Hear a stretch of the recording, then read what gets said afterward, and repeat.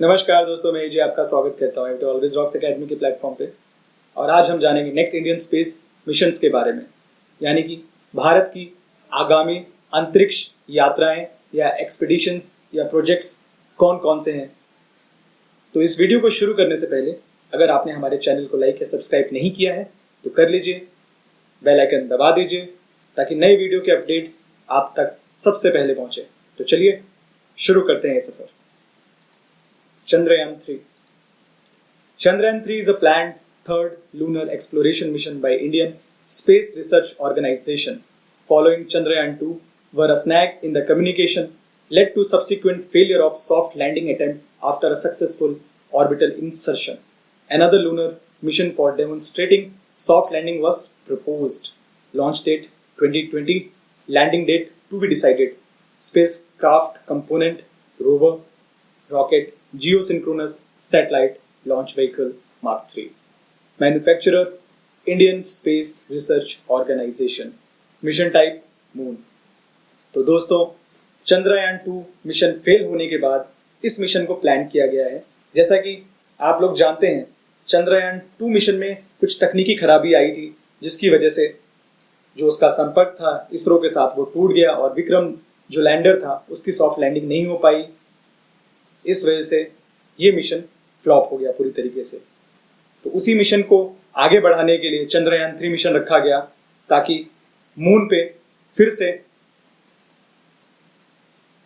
Soft landing करवाई जा सके और उसका इंस्पेक्शन किया जा सके और जो तथ्य हैं जो इसरो जानना चाहता है वहां के बारे में वो उजागर हो सके।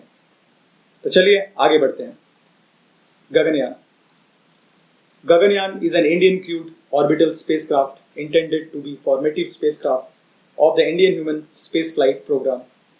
The spacecraft is being designed to carry 3 people and a planned upgraded version will be equipped with rendezvous and docking capability. Maiden launch December 2020, uncrewed December 2021 crewed. Crew capacity 3, design life 7 days, operator Indian Space Research Organization. Applications crewed orbital vehicle, manufacturer ISRO NHAL। तो दोस्तों, Gaganyaan mission जो है वो lower orbit के लिए है और ये 2 फेज में होगा। पहला अनक्रूड होगा और दूसरा क्रूड होगा। अनक्रूड के लिए ह्यूमनॉइड व्योमित्रा को डिजाइन किया गया है, जो फर्स्ट फीमेल ह्यूमनॉइड रोबो है, वो इस मिशन के लिए जाएगा। और उसके बाद क्रू मिशन जो होगा उसके लिए भारतीय वायुसेना के कुछ पायलटों को प्रशिक्षित किया जा रहा है, उनकी ट्रेनिंग करवाई जा रही है रशिया के द्वारा। और इस मिशन को सपोर्ट करने के लिए, तकनीकी सपोर्ट के लिए CNES जो फ्रेंच कंपनी है, फ्रांस की कंपनी है, वो तकनीकी सपोर्ट देगी इसरो को। लूनर पोलर एक्सप्लोरेशन मिशन क्या है ये? The Lunar Polar Exploration Mission is a robotic lunar mission concept by Indian Space Research Organization and Japan Aerospace Exploration Agency that would send a lunar rover and a lander to explore the south pole region of the moon in 2024. Launch date suggested 2024. Mission duration 6 months. Launch mass 6000 kg.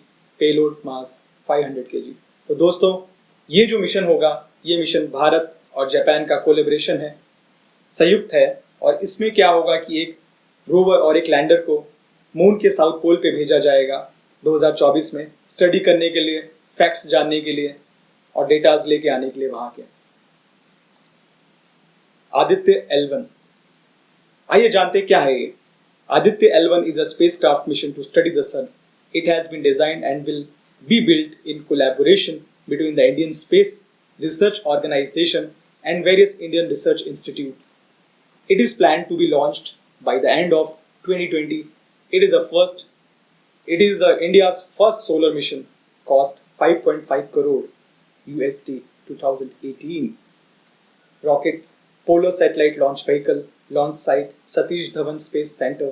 Operator ISRO. VELC. Visible Emission Line Chronograph, माफ कीजिएगा।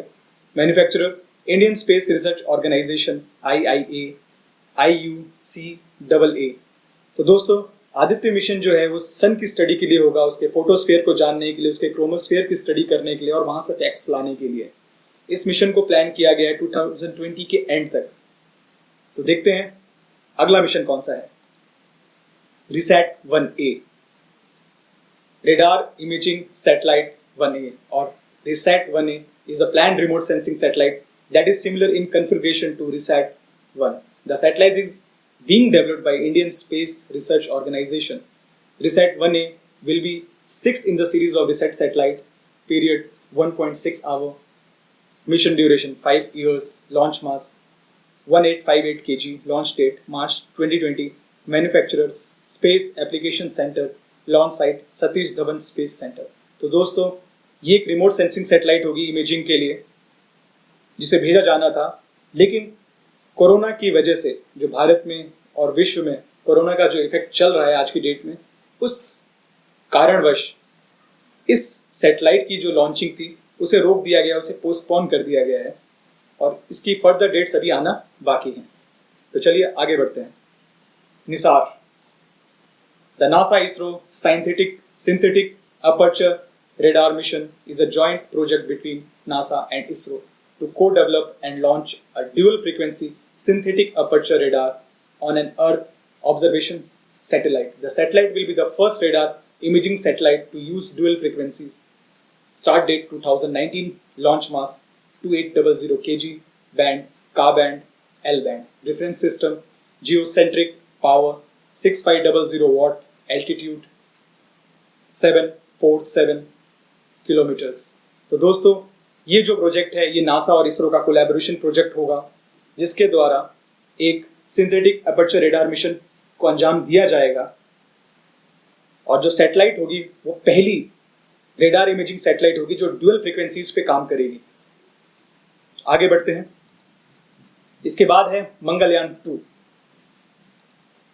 Mars orbiter mission 2, also called Mangalyaan 2, is India's second interplanetary mission planned for launch to Mars by the Indian Space Research Organization.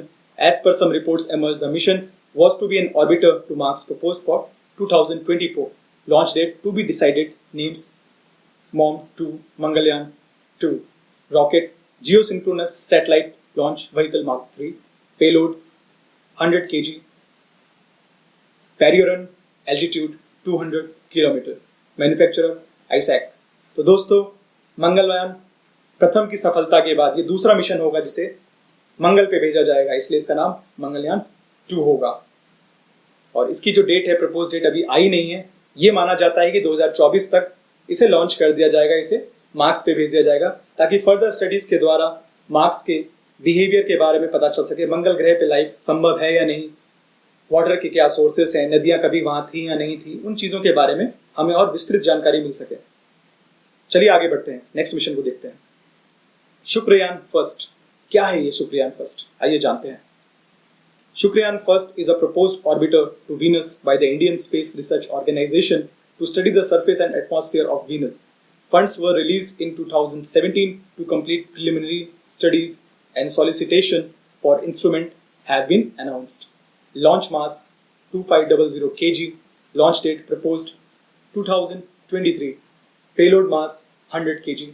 Rocket GSLV Mark 3. Spacecraft component Aerobot Balloon Operator ISRO.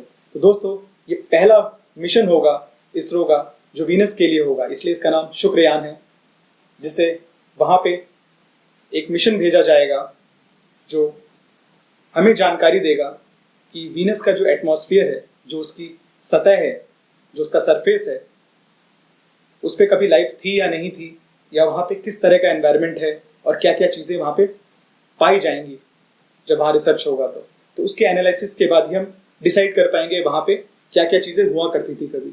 तो उन्हीं चीज़ों को जानने के लिए कि वहाँ पे लाइफ कभी संभव थी या नहीं थी और क्या क्या फैक्ट्स थे जो अब तक दुनिया से छिपे हुए हैं, तो उन्हीं चीज़ों को जानने के लिए भारत ने अपना ये पहला मिशन होगा जो शुक्रयान है वीनस के लिए, इसे रेडी किया है। और इसकी जो डेट मानी जाती है वो डेट मानी जाती है 2023, यानी 2023 तक इस मिशन को इसरो वहाँ सक्सेसफुली भेज देगा, ताकि अधिक से अधिक जानकारी हमें वीनस के बारे में प्राप्त हो सके। तो इसी के साथ दोस्तों ये वीडियो समाप्त होता है। उम्मीद करता हूँ आपको पसंद आया होगा।